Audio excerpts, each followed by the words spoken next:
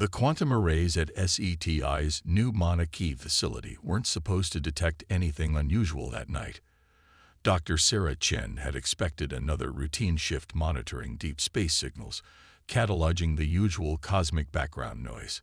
Instead, her monitors exploded with activity at 3:47 a.m. Hawaiian time, displaying patterns that made her heart stop. "This can't be right," she whispered, fingers flying across her haptic interface. The signal was structured, repeating, and most importantly, it was answering. Every sequence her systems transmitted was met with an immediate response, each one more complex than the last. Within hours, the facility was swarming with government officials, military personnel, and the world's leading xenolinguists. 3 days later, humanity received its first clear message from the stars. The Araxian Collective, as they called themselves, expressed peaceful intentions and offered to share their advanced technology. Their only request: establishing a permanent presence on Earth to facilitate cultural exchange. World leaders, dazzled by promises of clean energy and medical breakthroughs, agreed almost unanimously. The first Araxian ships arrived within months, sleek, crystalline vessels that seemed to bend light around them. Their ambassadors, tall humanoids with iridescent skin and compound eyes, charmed the media and public alike. Dr. Chen, now heading the primary communication team, couldn't shake her unease about how perfectly they seemed to understand human psychology and social structures. Her concerns found validation in the secure bunker beneath Geneva, where she sat with Admiral James Blackwood and representatives from 20 nations. The holographic display showed footage from a covered orbital satellite, massive Araxian warships emerging from fold space, far more numerous than the diplomatic fleet they'd been shown. "They're not here for cultural exchange," Blackwood stated grimly. "Latest intel suggests they've done this before. Find resource-rich worlds, infiltrate through diplomacy, then slowly take control of key infrastructure. By the time the population realizes what's happening, resistance is impossible. We've confirmed they're building what they call research facilities near major mineral deposits and water sources," added Colonel Maria Hernandez, displaying geological surveys. "Their true purpose appears to be resource extraction on a planetary scale." Chen studied the data streams scrolling past. The language in their communications has shifted too. Subtle changes, but their linguistic patterns now show more imperative structures, fewer cooperative ones. They're starting to give orders, not make requests. The breaking point came when the Araxians announced their security integration protocol. They demanded oversight of Earth's military forces and nuclear facilities, for humanity's own protection, of course. The public announcement was scheduled for the following week. "We have 72 hours before they realize we've discovered their true intentions," Blackwood said. "If we're going to act, it has to be now." Chen looked around the room at the grim faces of Earth's secret resistance. "What are our options? Their technology is centuries ahead of ours." A slight smile crossed Blackwood's weathered face. "That's what they think." "Show them, Doctor." Dr. Yuki Tanaka, head of the Prometheus Initiative, stepped forward. The elderly physicist had spent decades studying the quantum anomalies detected near the Tunguska impact site. What she'd discovered there had been kept secret from even most world governments. "The Araxians believe they have a monopoly on fold space technology," she explained, bringing up complex equations. "But they're using a brute force approach, requiring massive energy expenditure. We found a different way." The hologram shifted to show schematics of devices smaller than a shipping container. "These quantum disruption generators create localized space-time distortions, smaller scale than their drives, but far more precise. We've been testing them in secret facilities worldwide." "Testing them for what?" Chen asked, though she suspected she knew the answer. "For this exact scenario," Blackwood replied. "Humanity needed a deterrent against advanced hostile forces. When we detected the first signs of extraterrestrial observation decades ago, certain individuals in key positions began preparing." The Admiral gestured, and the hologram displayed a global network of hidden installations. We have weapons they won't expect, tactics they've never encountered, and most importantly, they don't know we know. And now, Hernandez added, we have proof of their true intentions.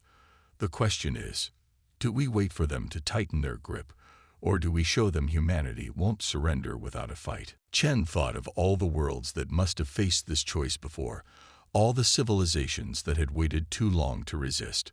Her voice was firm as she answered, we fight, but we need to be smarter than them.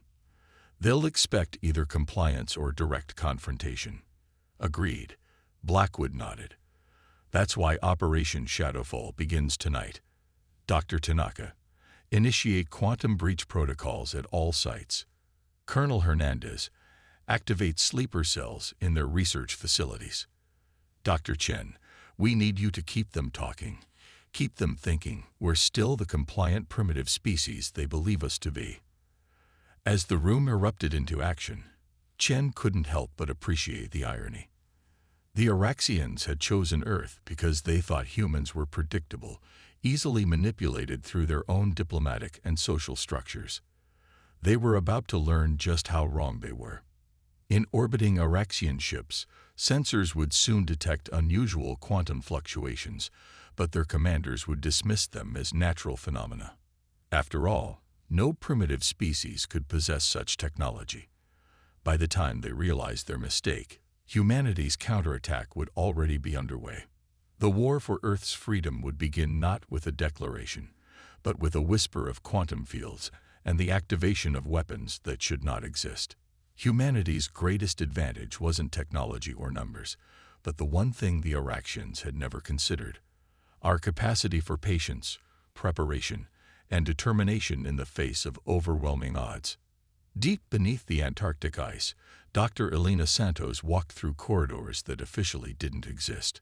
The facility, designated Point Zero, housed humanity's most advanced weapons development program. For 20 years, she had led the engineering team that reversed engineered technology from the Tunguska artifacts, always knowing this day might come.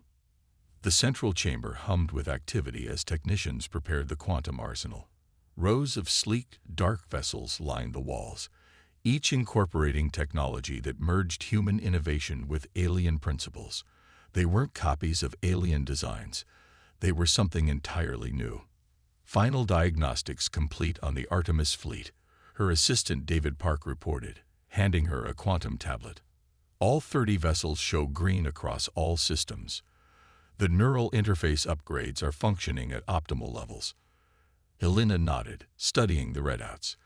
The neural interfaces were their greatest breakthrough, allowing human pilots to control their ships through direct mental connection, achieving reaction times that even I couldn't match. It was the kind of advantage they'd need against superior numbers. Above them, the Araxians were tightening their grip. Their security teams had begun deploying to major cities, their ships taking position over strategic locations. The public still believed this was part of the cultural exchange program. Only a select few knew the truth. Her quantum comm chimed. Admiral Blackwood's encrypted channel. Dr. Santos, the Araxians have moved up their timeline. They're implementing full military oversight in 36 hours, not 72. They suspect something. No, they're being thorough. Standard protocol for them. But it means we move tonight. His Point Zero ready. Elena looked around at her life's work, at the weapons and defenses built in secret by the best minds on Earth. We're ready. But sir, even with everything we've prepared, we're still outnumbered 10-1. Numbers don't tell the whole story, Doctor. Remember Thermopylae? She smiled grimly. A small force using terrain and preparation to hold off a superior enemy.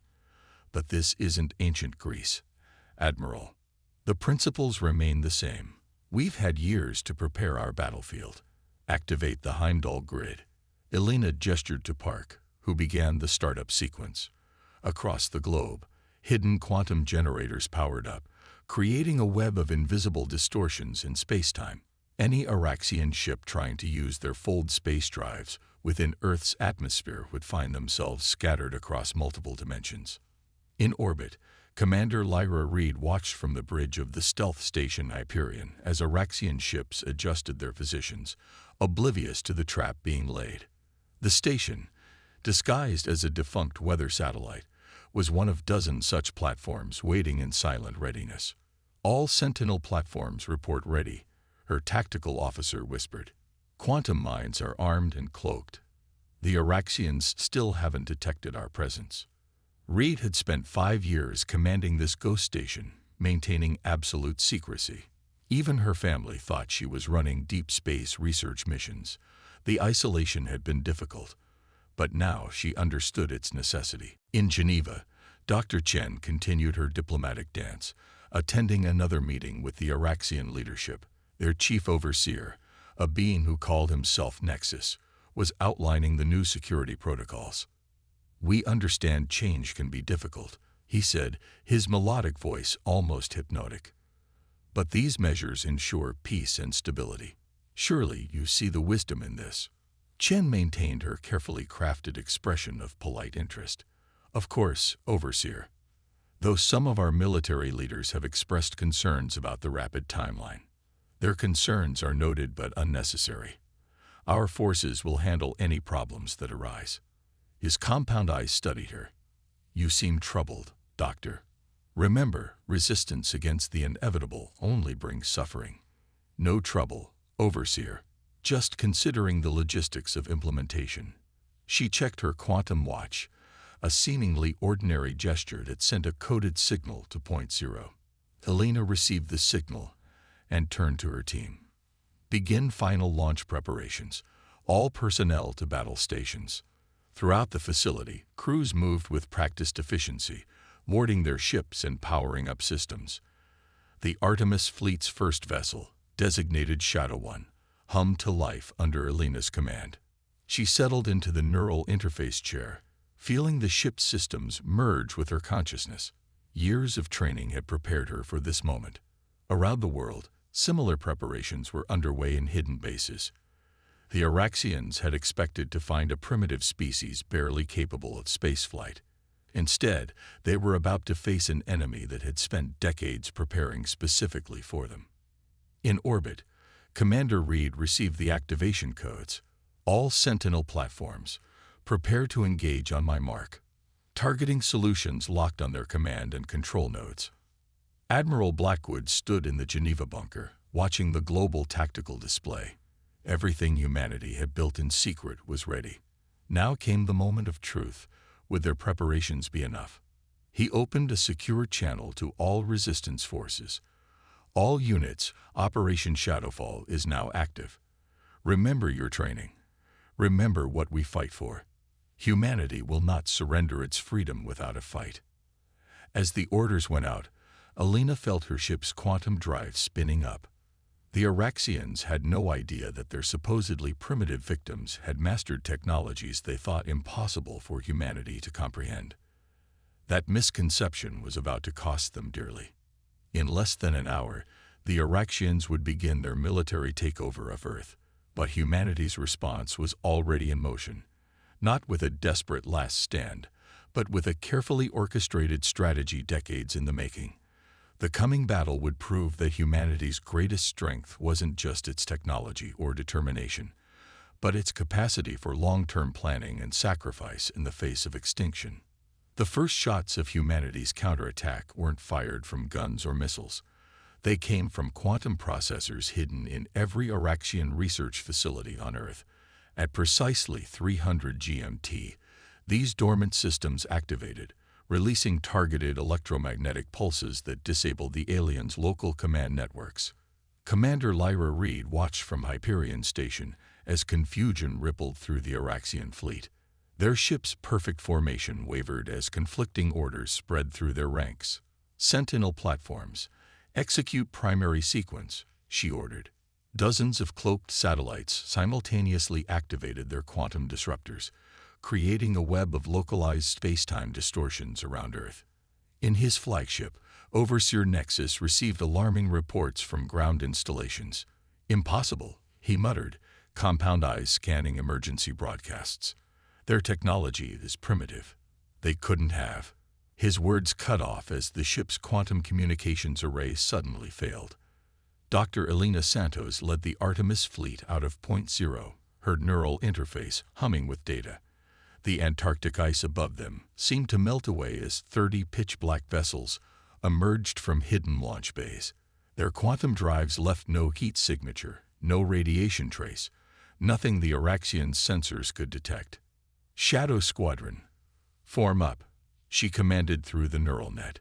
"Remember your training. We strike fast, and we strike hard." The human ships accelerated silently toward their first targets, the Araxian command vessels hovering over major cities.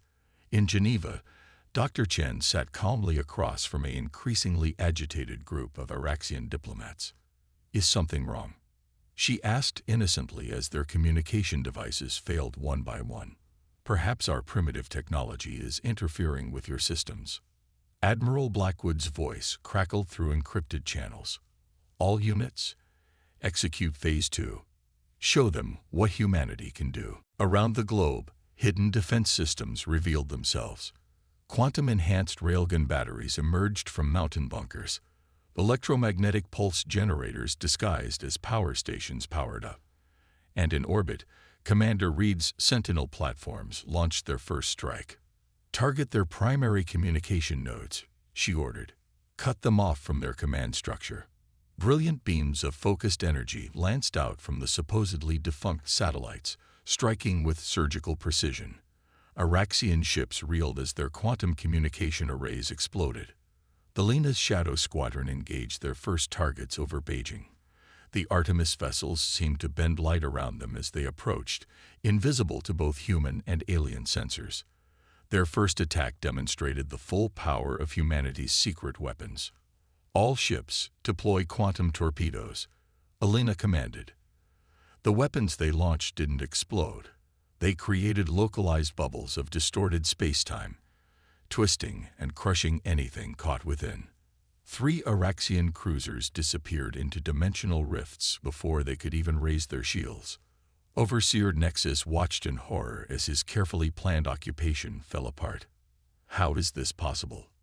he demanded. Their level of technology was verified. They barely had fusion power. His flagship rocked as another quantum torpedo detonated nearby. In cities worldwide, the Araxian security forces found themselves isolated and surrounded. Hidden military units emerged from underground bunkers, armed with weapons that could penetrate alien armor. Civilian infrastructure that the invaders had fought under their control turned against them as sleeper agents activated pre-planted countermeasures. Dr. Chen allowed herself a small smile as she watched the Araxian diplomats receive reports of the catastrophe unfolding around them. "You should have done better research," she said quietly. "Humans have a long history of preparing for the worst while hoping for the best." Commander Reed coordinated the orbital battle from Hyperion, directing the Sentinel platforms to systematically dismantle the Araxian fleet's command and control capabilities. "They're trying to regroup," her tactical officer reported, "attempting to establish secondary communication channels." "Not going to happen," Reed replied. "Activate the quantum jamming grid." The network of satellites generated overlapping fields of disrupted spacetime, making it impossible for the Araxian ships to coordinate their actions or retreat through fold space. The Lena's Shadow Squadron continued their assault, demonstrating combat tactics the Araxians had never encountered. The neural interfaces allowed human pilots to react with impossible speed, while their quantum drives let them appear and disappear at will. "They're breaking formation," she reported. "Their tactical doctrine can't handle opponents they can't track or predict." Admiral Blackwood watched the tactical displays as humanity's hidden strength was finally revealed. Decades of preparation, trillions in secret funding, and the combined efforts of Earth's best minds had created a defense force specifically designed to counter advanced alien technology. "Status report," he demanded. "Araxian ground forces are cut off and contained," Colonel Hernandez replied. "Their ships are blind and scattered. We've achieved total tactical surprise." But Blackwood knew better than to celebrate too early. "Stay alert. They still outnumber us, and cornered enemies are the most dangerous. Phase 3 begins in 30 minutes. Elena felt the same caution as she watched Araxian ships frantically maneuvering to defend against attacks they couldn't see coming. This was just the beginning. The real test would come when the invaders recovered from their shock and brought their full military might to bear. Humanity had struck the first blow, turning the Araxians' assumptions of superiority against them. But the war for Earth's freedom was far from over. The next few hours would determine whether humanity's carefully laid plans would be enough to defeat an enemy that had conquered countless worlds before them. Overseer Nexus stood on his flagship's command deck, rage distorting his iridescent features. The humans had deceived them completely, hiding capabilities that should have been impossible for their level of development. But the Araxian collective hadn't conquered 1,000 worlds by giving up at the first sign of resistance. "Activate the emergency quantum beacon," he commanded. "Signal the reserve fleet." Despite the humans' interference, a concentrated burst transmission pierced the quantum jamming field. Within moments, space itself tore open as hundreds of additional Araxian warships emerged from fold space at the edge of the solar system. Commander Reed detected the new arrivals from Hyperion Station. "Admiral, massive fold space signatures detected beyond lunar orbit, reading over 300 capital ships." Her voice remained steady, but the implications were clear. Humanity was now outnumbered 20-1.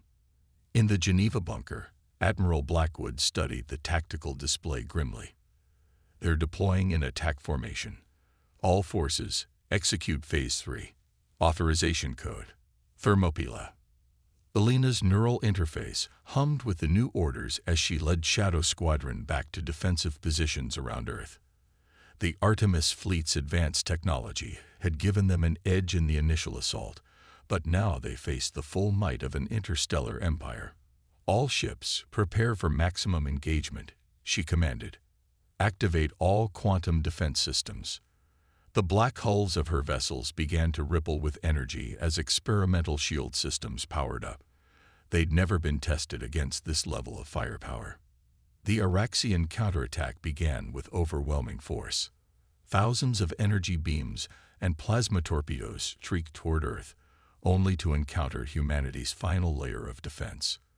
The Heimdall grid, a planet-wide network of quantum generators, created a shield of distorted space-time that bent the incoming fire away from its targets.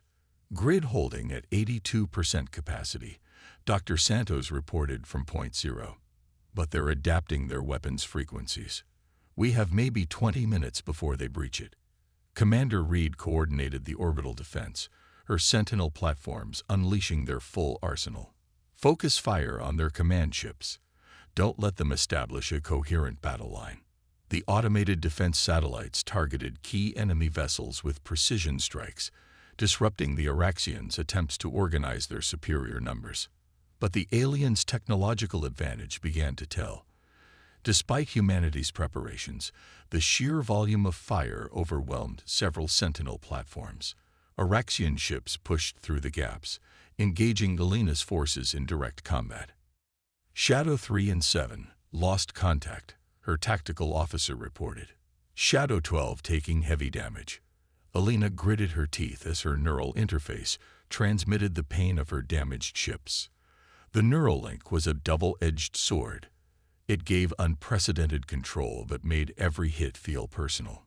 In Geneva, Dr. Chen monitored the battle's progress while keeping the Araxian diplomats contained. "You should have studied Earth's history more carefully," she told them as reports of casualties came in. "We've faced overwhelming odds before. It just makes us fight harder." Admiral Blackwood's voice crackled through the command channel. "All forces, fall back to secondary positions. Prepare to execute final protocol." The code phrase sent a chill through everyone who heard it. Final protocol was their last resort, a weapon so dangerous it could only be used once. Elena led her remaining ships in a fighting retreat, drawing the Araxian fleet closer to Earth's atmosphere. The quantum mines seated throughout low orbit waited silently as enemy vessels pursued the seemingly fleeing humans.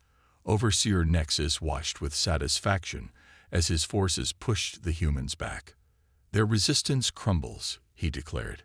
"Push forward and finish this." His flagship led the charge, unaware it was being maneuvered into position.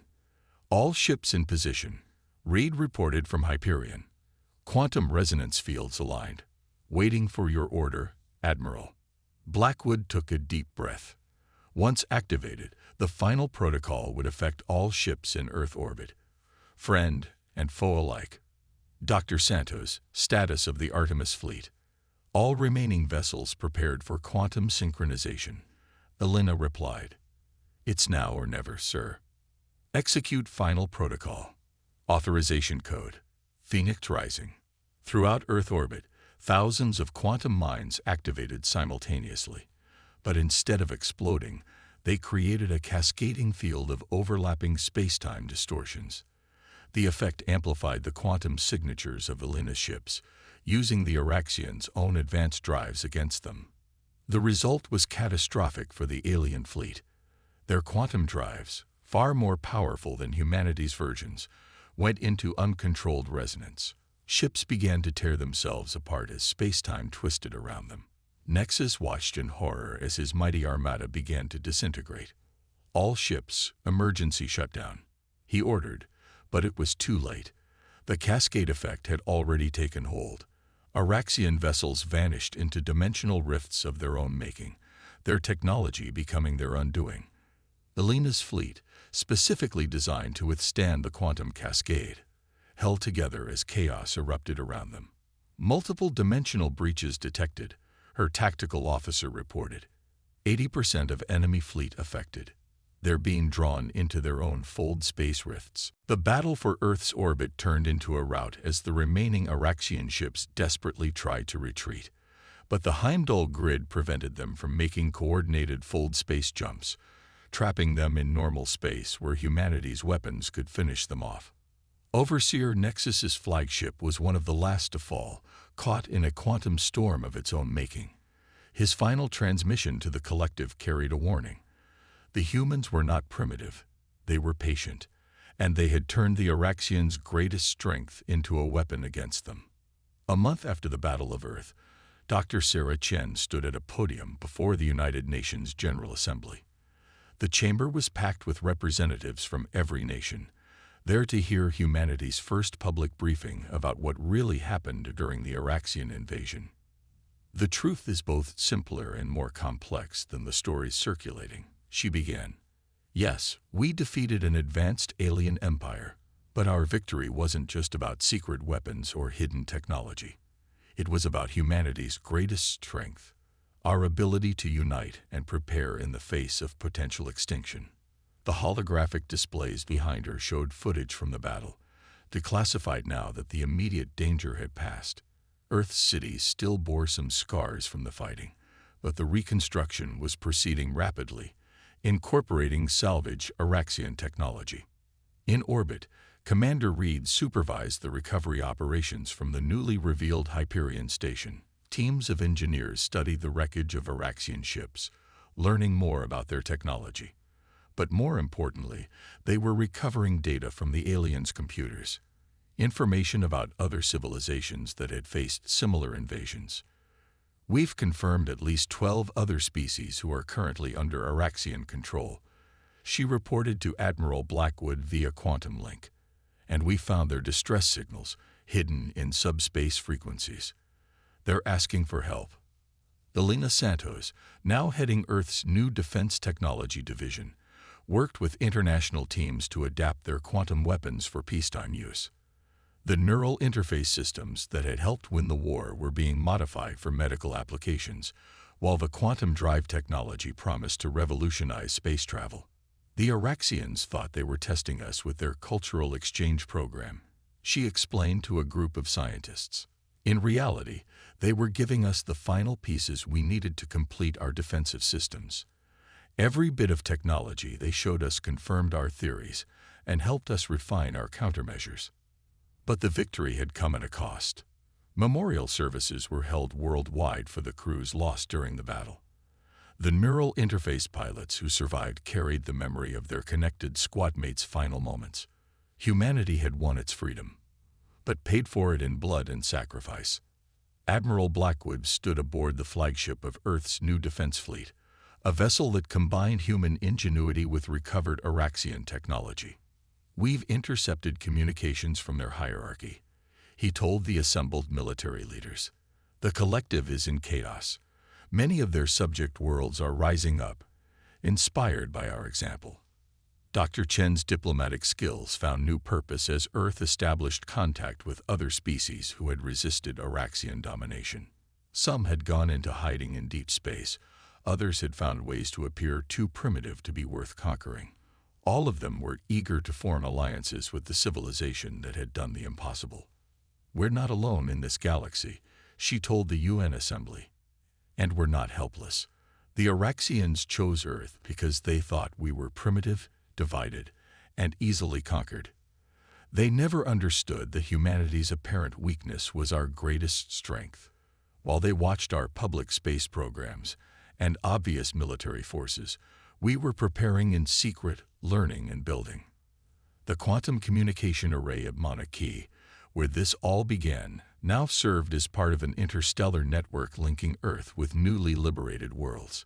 Humanity had earned its place among the stars not through conquest, but by standing firm against those who would take their freedom.